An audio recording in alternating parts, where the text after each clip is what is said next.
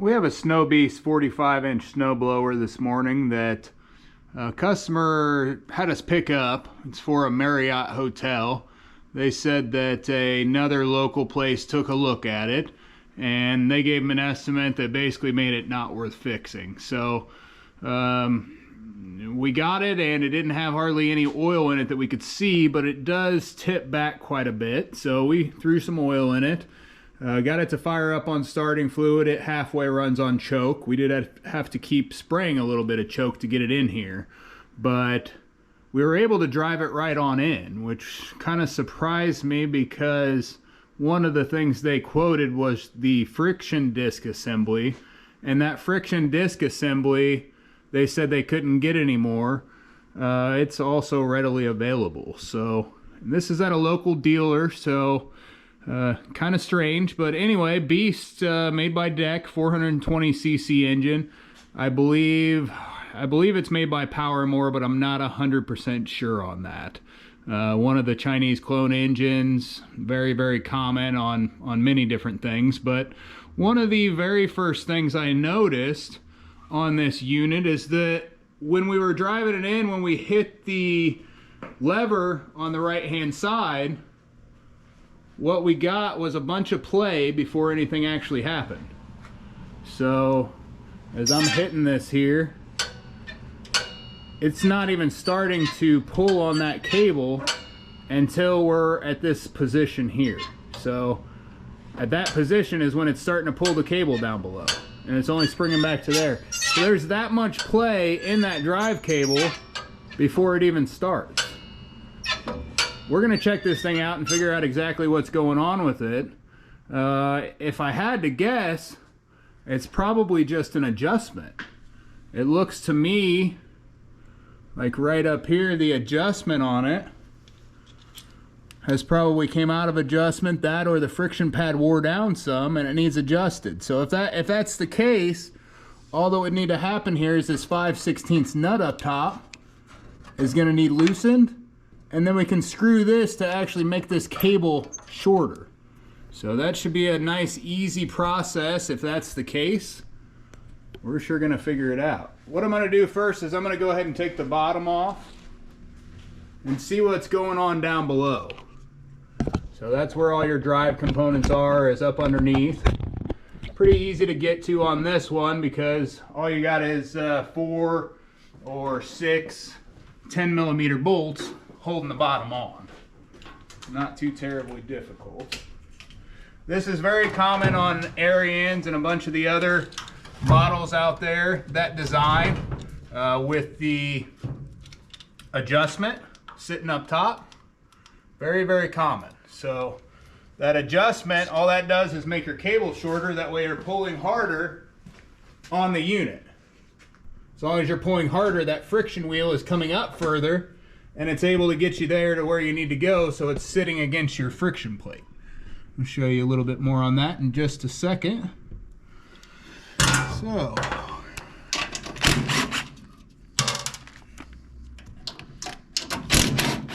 I'm not really sure why they wouldn't want to fix this thing. It's not, I mean, it's not easy to move around or anything like that, but so those are 2 10mm bolts up top, and then I think you've got 4 more down below. So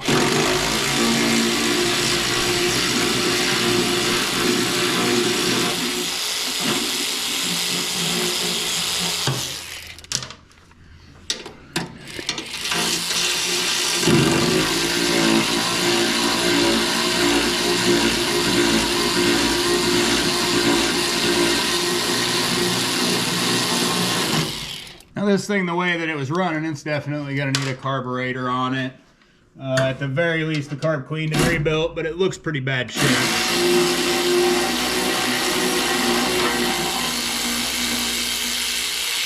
Now the Marriott, I would assume they use it pretty often and use it a bunch whenever they're having any sort of snow. They've got a bunch of driveways down there.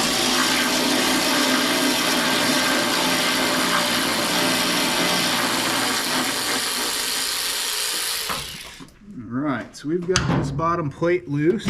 Just going to pull it down. We're going to look and see what's going on up inside. a little closer here. Figure out exactly what the position and what the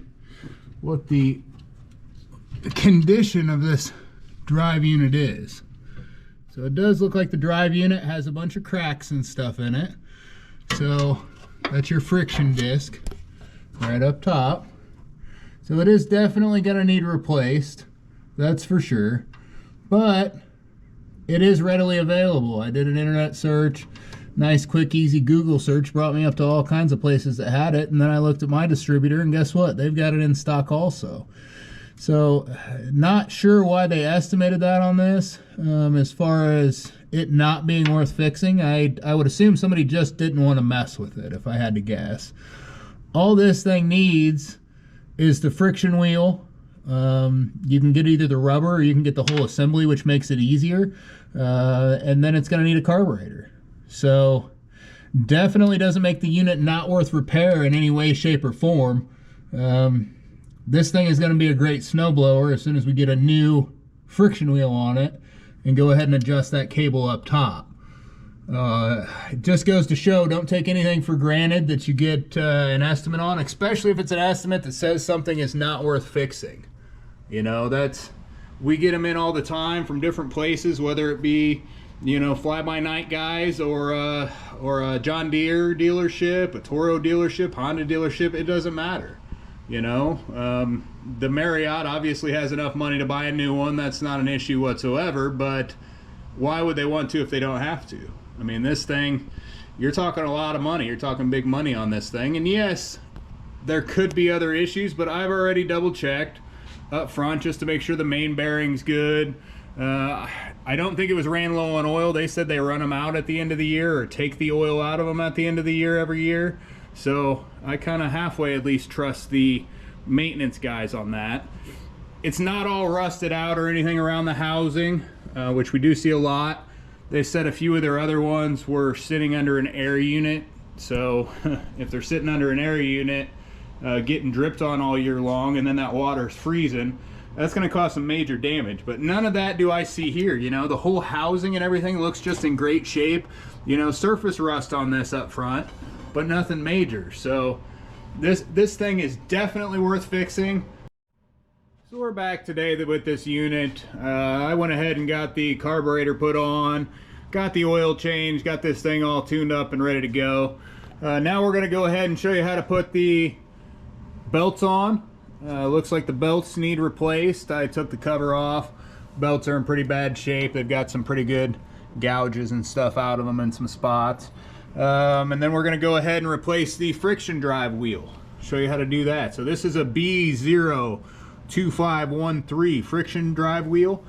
I did look these units up. They're about $32.99. So pretty expensive unit for what it is, but if you have a lot of sidewalks or anything like that to do, they definitely come in handy. I mean, you can cut pretty good swaths at one time if that's the case. So down below, it's kind of easy because there's one nut. I've never done this exact one before, but I've done one similar. I believe you just take this one nut off the side here, and that'll allow you to pull the shaft down through to the other side. And once it's pulled, we can pull this shaft here straight out to the left, and that should allow us our wheel here just to go straight off. So should be a pretty easy process. I don't think it's too difficult, but all I'm going to do to start off with is I'm going to go ahead and grab this shaft from the inside just with a pair of pliers. I like to use nice vice grip pliers. They seem to grab on pretty well. I'm going to just grab the end over here, and then I'm going to use a 17mm on the opposite side. So this unit is running great now with that new carb on it. We use just kind of a standard aftermarket carb. They're almost the same on all these units. Super easy to replace. I think the only thing we had to do versus buying an expensive one directly from GXI is who sells all these parts. It just switch out the choke rod. So not too hard to do, and then saves you a bunch of money. So we've got that on. Let's see if I can get a little bit better angle on this and a little bit better lighting. Let's see. So it looks like that's getting us a good lighting. And again, I'm just grabbing this hex piece, and that's what your friction drive wheel will move back and forth on, and that's all cracked out there. So at the top, as I spoke about, the adjustment's pretty far off, so that needs adjusted real good, but we're gonna want to replace this first and then we'll get it adjusted up top. So all I'm doing is holding on to this while I'm unscrewing it on the right hand side here. And again, I'm just taking the nut off over here, 17 millimeter. It's kind of hard to tip this unit up, so it's hard to do that. It's hard to get a jack under it or anything like that. So really, if you're trying to do this by yourself and you want more room, it's going to be difficult to get up in the air and get an easy way to access this. So just as easy to work on it here from the bottom. It's not too difficult to do, so if I remember correctly anyway, on these style of units. All right, now that I've got that nut and that washer off, the whole assembly should just slide out. So I should be able to just slide that to the right or to the left. All right, so the whole assembly slides out. So the bearing on this side has come out. Over here, it's just held in. Bearings out over on this side. Just came directly out there. So there's nothing holding it in. So now the whole unit down below can just come directly out. So over towards us.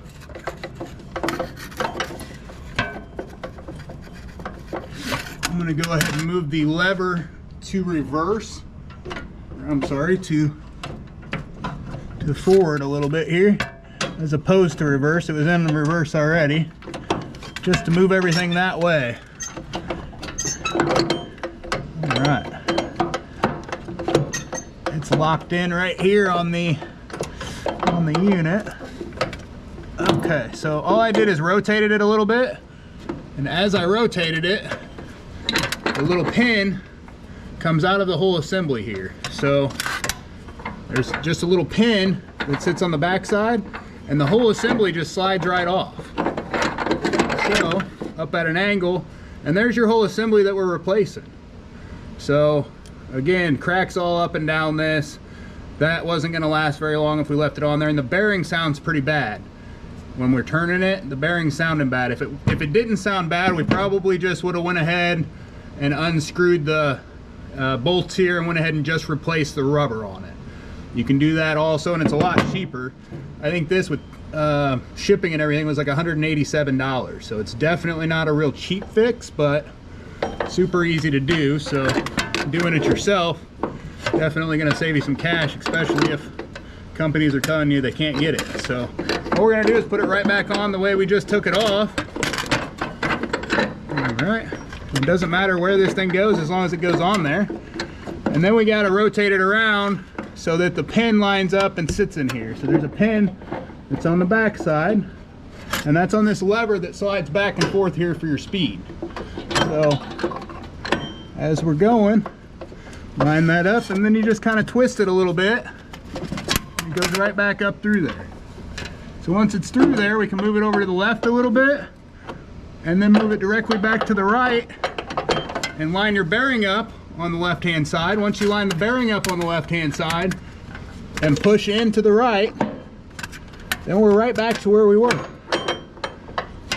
Now this bearing on the right hand side did just pop out, but that's no big deal. It just slides right back on there. Slide right back on, and then all you got to do is put your washer and your nut back on. Washer and nut goes back on, and you tighten it back up. Just like we just loosened it, we're going to grab it with a pair of pliers again. And I'm going to go ahead and go to reverse on this again, just to get that whole assembly out of the way. Now, you can make sure right now that it's working. That should slide back and forth. So if it's not sliding back and forth, you know you're not in the right spot. You either missed the hole or something at that point. So if we grab it from the left with our vice grips again, and then use our 17 millimeter, we're just going to tighten that back up.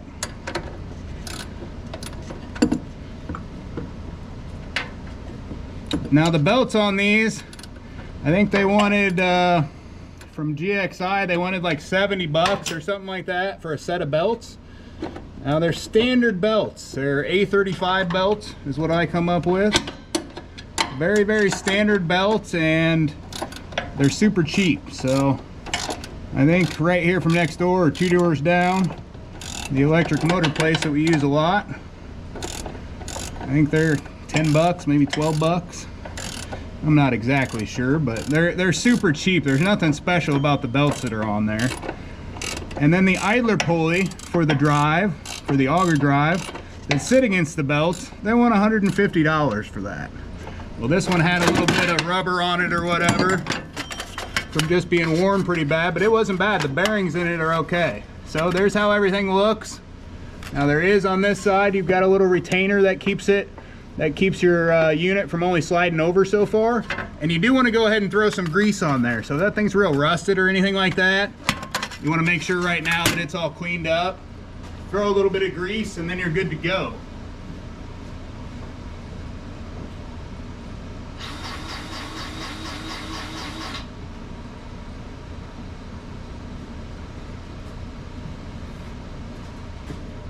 And that'll just keep you nice and lubed going back and forth. Lube all 6 sides of that hex there. Then you can move it over to go forward. And that thing just moves so much smoother than it did before. Now you don't need a ton or anything down here. You don't need to lube these other gears or anything here. That's no big deal whatsoever. They're not moving fast enough to get hot. So again, don't worry about these gears over at the side. Don't worry about any of the rest of that. Just gear up your assembly as it goes back and forth. So that thing's moving just great now. Now for the throw, I've adjusted up at the top here. So basically what we want to do, I halfway showed it before, but what we want to do up top on this assembly, you want to loosen this rod right here. You just loosen it to the right. There's a 5/16 right here where you can loosen it, and then there's a nut up top that keeps it in spot. So if you loosen that nut up top, and then you want to go ahead and tighten this down, so turn it clockwise, turn this piece here clockwise until you get to a point where there's not much play left up top. So we're starting to pull now as we're about right here, whereas before we'd have to go all the way here before it even started pulling. So if you're looking down below when we're pulling, you should see your spring, this spring over here on the right, you should see it pull and get some tension on it. If you're not seeing any tension or you're not seeing that spring move, it means that you don't have it adjusted tight enough. Now all that's doing is it's moving this plate here, it's moving the plate enough that the whole assembly is coming back. So this assembly comes back and then it hits your drive wheel. Now if there's a big buildup on this wheel of rubber or anything like that, you want to clean that off. Now this doesn't have much, there's just a tiny bit of surface rubber on there, no big deal. But if there's a ton, that's going to have you slipping and that's going to burn out your rubber disc again pretty quickly. So make sure that's all in good shape before you button it back up. And again, I did go ahead and adjust this up top, and then you want to tighten that nut back down.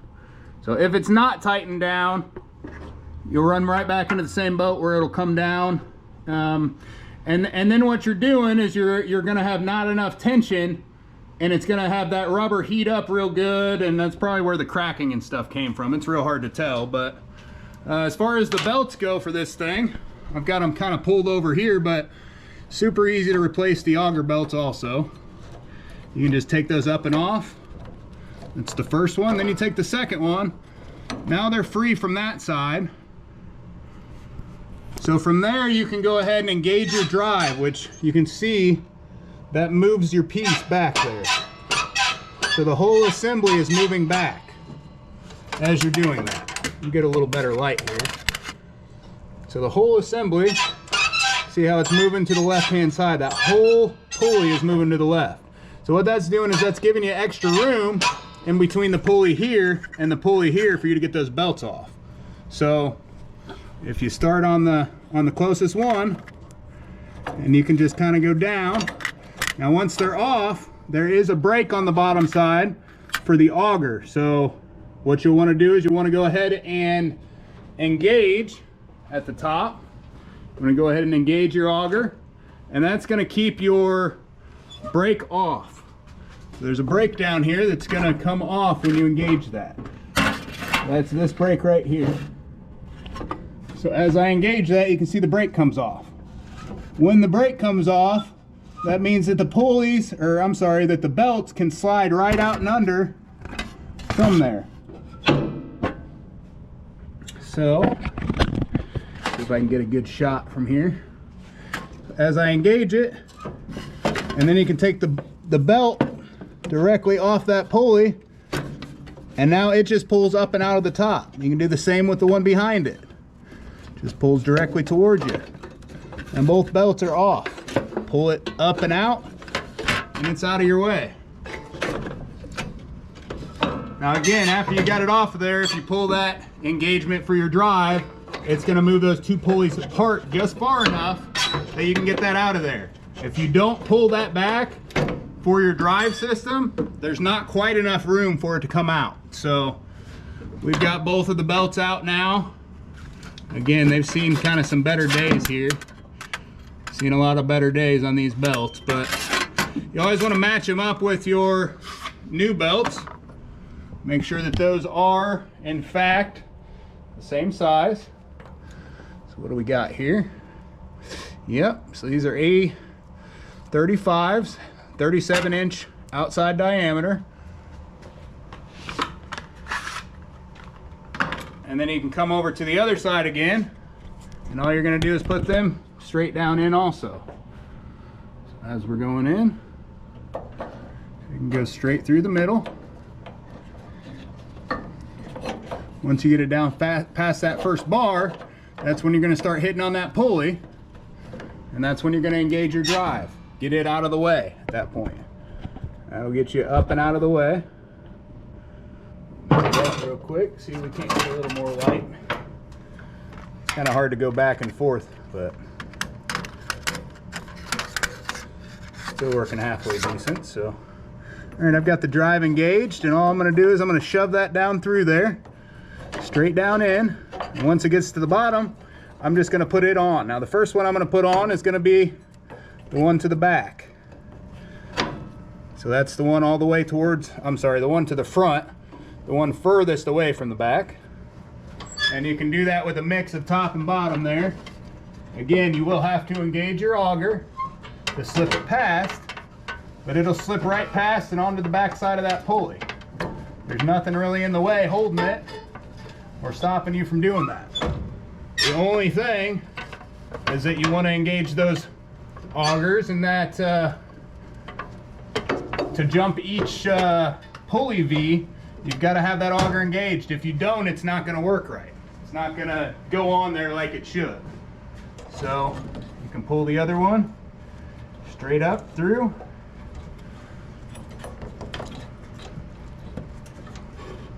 For some reason I'm having an issue getting the backside on. Not really sure why. Guess it never went, okay, it just never went fully around. It's okay. You can always spin it a little bit if you need to. Right. Should be pretty close to on at that point. Can't really see from this angle, but it looks like I'm pretty close to on anyway. Not sure what I'm hitting on here.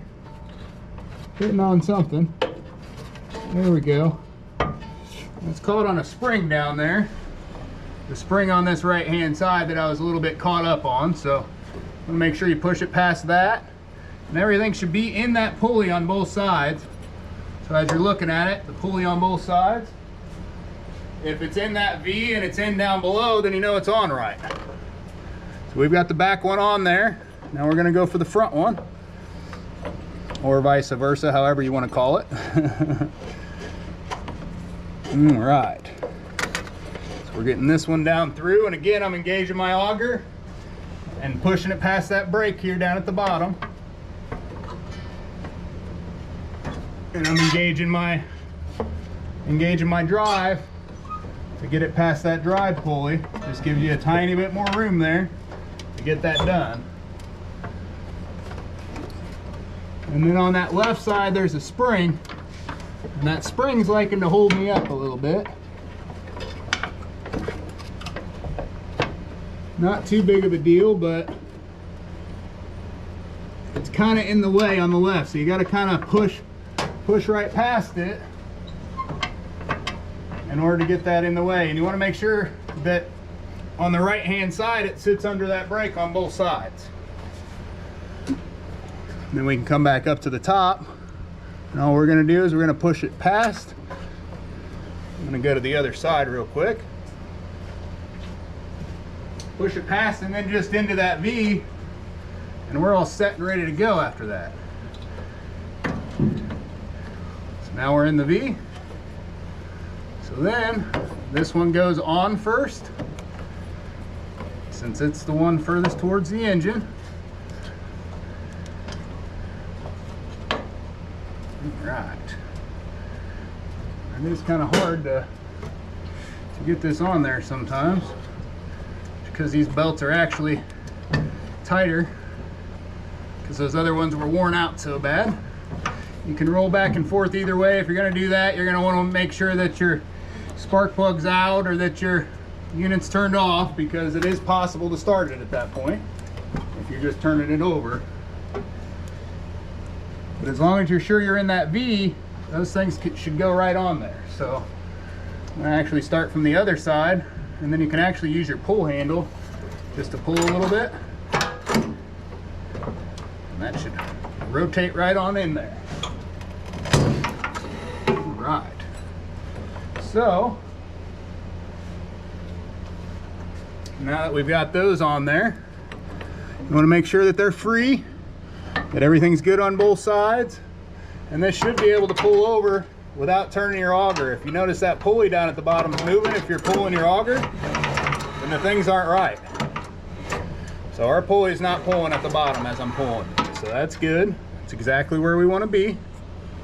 So they're loose, the brake's on. Now this idler pulley here, it's I think $150 idler. We didn't replace it, but we did clean it up with a wire brush. It had some rubber on it. You don't want a bunch of rubber and stuff on it, but the bearings sound great in it. So no issues whatsoever there. I'm not going to put this cover and stuff back on right now. I'm just going to go ahead and show you that this thing works well and that everything's good to go. We'll shoot a test here real quick.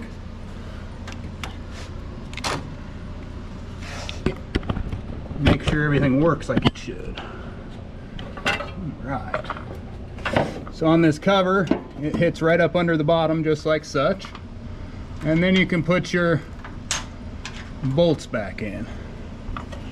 I guess with this thing being so big and so bulky, I am just going to go ahead and button it up real quick. Shouldn't take too long, just a couple seconds. And there's 2 up top, and then there's 4 on the bottom to get this front on, or this bottom cover on. Now all that stuff at the bottom there, the nasty stuff sitting up underneath, you want to get all that off of there while you have it open. Definitely a good thing to do.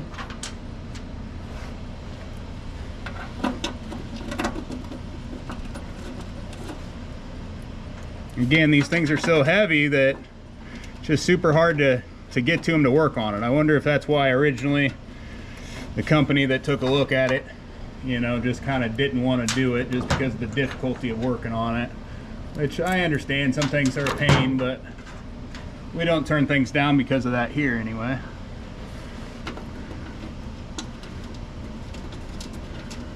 Difficulty's kind of part of the job as far as anything small engine goes, in my opinion.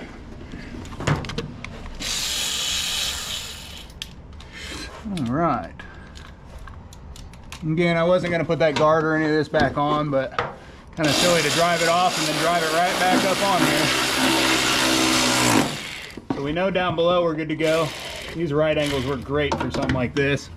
Just get you exactly where you need to be.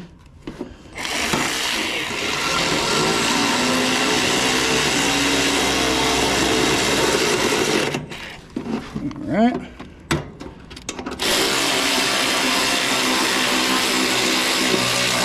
Now you do want to make sure you start all 6 first, otherwise they're not going to line up well.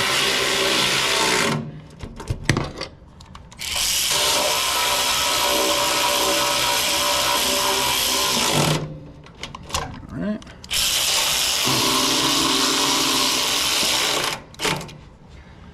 Okey-doke. Got all that good to go, and then we've just got the up top, or on the other side anyway, we've got our unit. It just needs the guard put back on for our belts. So you can go ahead and test everything, make sure everything works good like it should be. You can adjust. There's the same kind of adjuster up top on this side for the, so right here, this is for the auger engagement. Should you need to adjust it, it's exactly the same as adjustment on the other side. So it's a 5/16 rod, then a 5/16 nut that holds it into place. Super easy adjustment on them. We really like those style designs. And then this has just got a bolt on both sides, one on each, that goes directly in and tightens that cover down.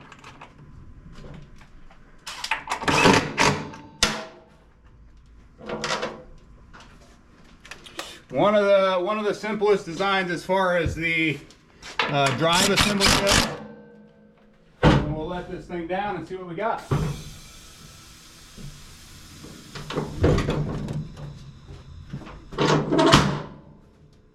Again, I already did all the carb work. Thing runs like a top, even though it did come without any oil in it. They did say they had ran it out at the end of the year, so it is very well possible that that's what happened. Sometimes you don't like to trust that, but when I drained it again, after adding just a little bit to pull it in, I didn't notice any, silver color or metal shavings or anything in it, so I do believe that that's what happened.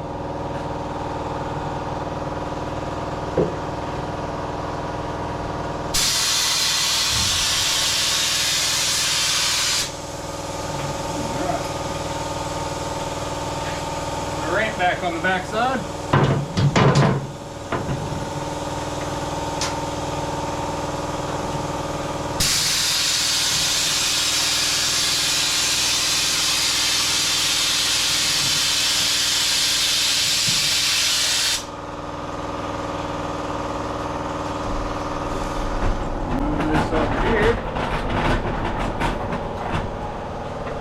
Go ahead and fire it up, see what this thing does.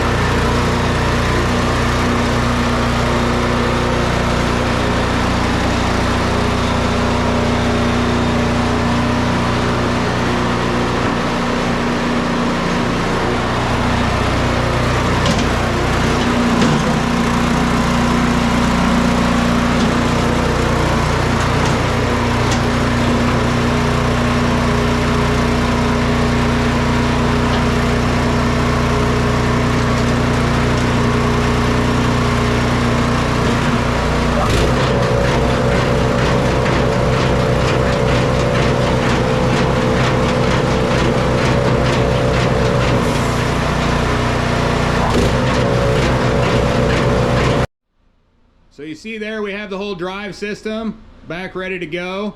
The auger system is all ready to go also. All the adjustments have been made well.